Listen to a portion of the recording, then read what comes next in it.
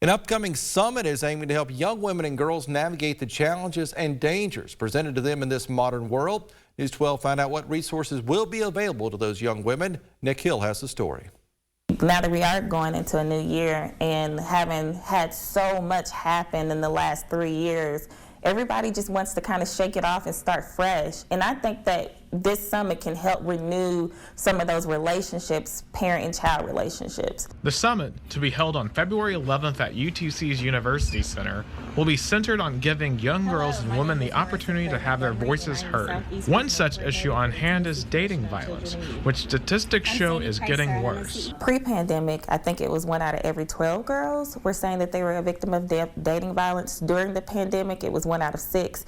Post-pandemic data showed it was 1 out of 3. The widespread prevalence has targeted increasingly younger girls. A lot of the times we were having young girls from even 5th grade stating that they weren't sure if what they were going through was dating violence or if it was just normal.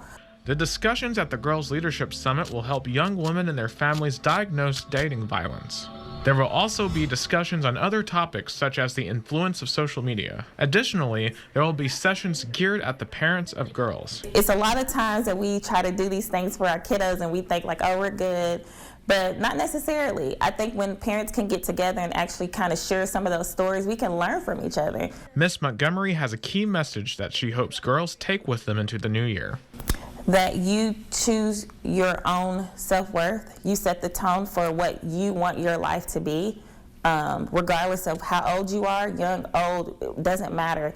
It's what you allow is what happens to you. So you set the tone. And that was Nick Hill reporting. Now, this summit is a product of a collaboration between the Tennessee Commission on Children and Youth, Rise Up, UTC, the City of Chattanooga, and several other organizations. Other topics covered will be mindful parenting and coping strategies. Admission to that event is free. There'll be door prizes, also self-care packages.